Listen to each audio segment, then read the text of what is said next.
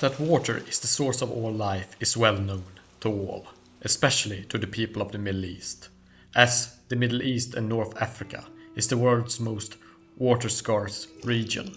This region is home to 15 out of the 20 of the world's most water-scarce countries. And this is today, in the past before modern methods of getting water and moving water, such as modern pipes, filtration systems and mechanical pumps based upon diesel and electricity. Getting water, clean drinking water, was hard. But how did people in the past, in pre-industrial times, actually get drinkable water in the Middle East? Disclaimer, this video is not about how to get or make drinkable water. I'm not an health expert or an expert in making drinkable water. And the things I'm going to present here are just what was historically used and not something that should be tried. Let us begin by first discussing the sources of water that existed in the past in the Middle East. It has to be remembered, historically and even today, that most people of the Middle East live near where water exists in abundance and is concentrated. Because water exists in the Middle East in abundance in certain places. You have, for example, the great rivers such as the Nile, the rivers of Mesopotamia and the Jordan River, and several smaller rivers, lakes and other bodies of water. But some of these can be dangerous to drink, though this depends upon the type of river and water body, as stagnant and polluted dirty water is dangerous to drink and was dangerous in the past to drink, as these types of water can contain and grow germs and algae that can cause sickness and even death if you drink it. Though it should be said that certain rivers and water sources are rapid enough and move so much and are so direct from the source that this is not an issue, as the rapid movements of the water hinders the growth of germs and algae. And rivers being a good source of drinkable water and their importance is reflected in the Quran that promises rivers of flowing water in paradise. Another source of pure drinkable water was rainfall that could be collected and used directly to slake the thirst or stored for later consumption. Because rainfalls actually do fall in the Middle East, though they are usually bound to seasonal rains. So whenever it rained during these seasons, they usually had large cisterns and systems of collecting the rainfall to store it for later seasons of dryness and drought, for both drinking use and for watering use later. And just like with rivers, the Quran mentions rainfall several times in how God sends down rain to the earth as a sign of his beneficence. Another source of direct drinkable water were natural springs of groundwater, purified by the water having gone through the earth, where the earth acts like a natural purifying sieve. For example, the Zemzem well in Mecca is an example of this. Though this type of spring is actually pretty rare and not always available in comparison to the other larger sources of direct water that I mentioned before. And its rareness and beneficial nature of being a source of pure drinkable water have made it referenced in religious texts such as the Bible, where God leads the faithful to springs. And God is at times even referred to as a spring in Jewish, Christian and Islamic sources and traditions.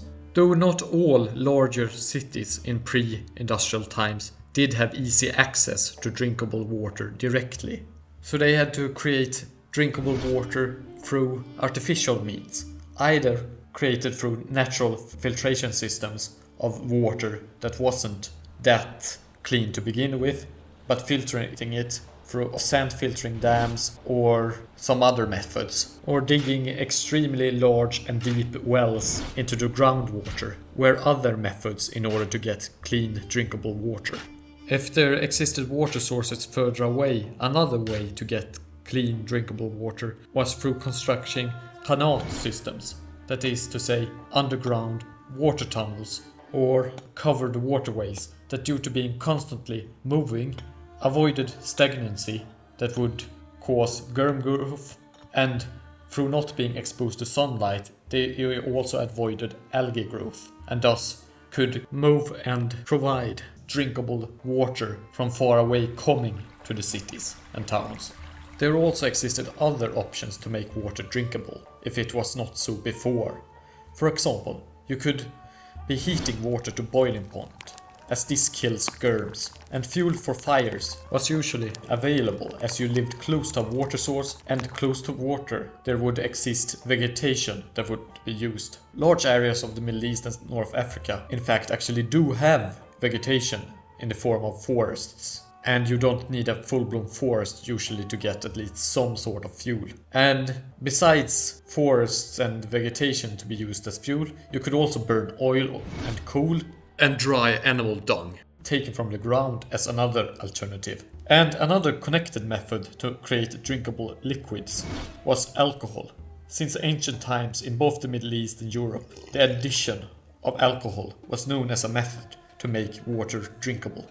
Alcohol is a poison that kills germs and can in lesser quantities actually make water drinkable for human consumption. And the heating process in, for example, beer making further kills off germs.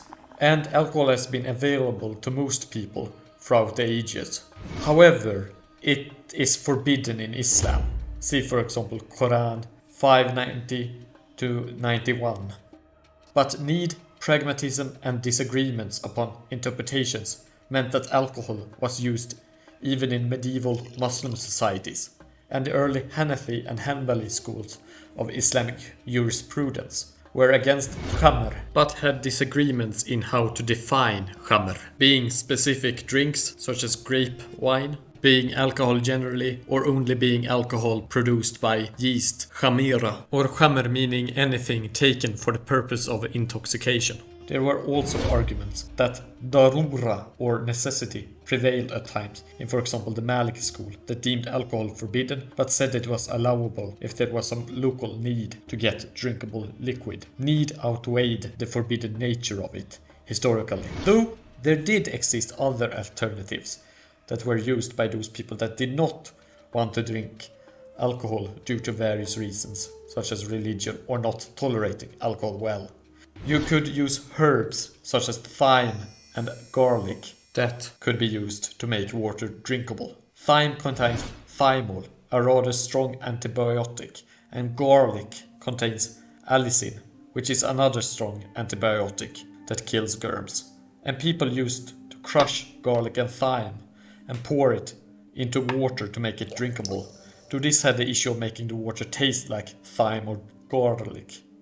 But garlic and thyme were cheap and easily accessible and available in comparison to less intensively tasting herbs like tulsi leaves that had to be imported from India or Persia or grown in southern Arabia.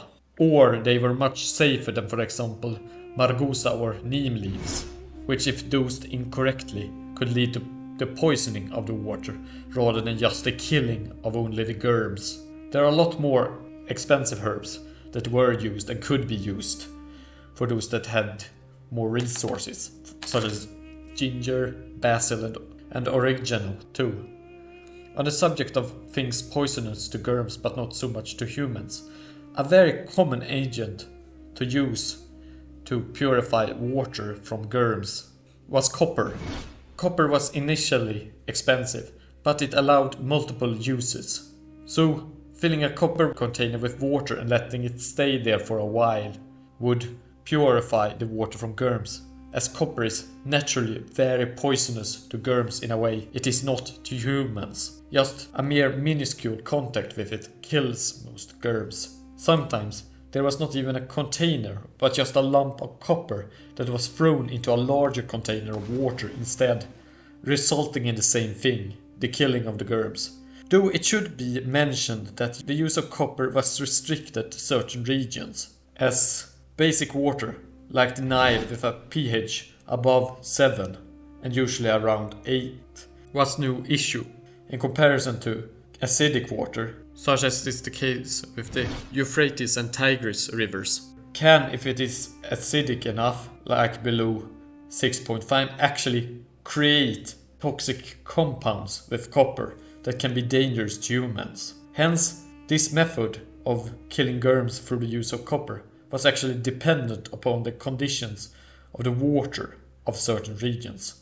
This poisonous nature of copper is probably why nahs, calamity or disaster in Arabic, is from the same root as nuhas, copper in Arabic, and also in a lot of other Semitic languages. Disaster is connected with copper due to the fact that it can easily turn poisonous. You also had another way to get drinkable water, and that was evaporation traps, where water would be exposed through slanting glass to the heating sun and then evaporate, get caught on the glass and then be collected in containers when it came down from the slanting glass and thus be purified from germs and other sorts of particles and algae and other things that could be dangerous. This was expensive, as clear glass was expensive back in the day in pre-industrial times, but could also work on salt water and was an early form of desalinization, and similar methods of desalinization also worked by salt water being boiled in large containers with fire underneath them. Many ancient cultures have practiced condensation desalination, at least since antiquity, so this method is very old for getting drinkable fresh water. Though in most cases you didn't actually treat salt water but rather filtered dirty fresh water, as it was easier to do on a large scale. For example, you had clay filters used by the Romans and then later the Byzantine Eastern Romans, and it spread from there into the rest of the Middle East. And there were also certain types of sand filtering methods that were in use. In addition, Arab alchemists throughout the Middle Ages actually found and or described various chemical ways to desalt water and also to purify water contaminated with other sorts of particles and stuff. Though it is unknown to me if these ever were widely used on a larger scale in comparison to the other methods I've described. Though, if chemical purification was used on a large scale, then it would not be the first time in the history of the Middle East to have been done, if this was the case, as by the 16th century BC, the Egyptians in ancient Egypt did use chemical coagulation purification. They applied alum, a name given for several types of minerals, for suspended particle settlement and removal of impurities in the water. And descriptions of this purification technique were found on the wall of the tombs of both Amenophis II and Ramses II. That this method was found inside the royal tombs showcases its importance for making purified drinkable water for the ancient Egyptians. Alum minerals are abundant in both Egypt and southern Arabia, though not so much in other parts of the Middle East.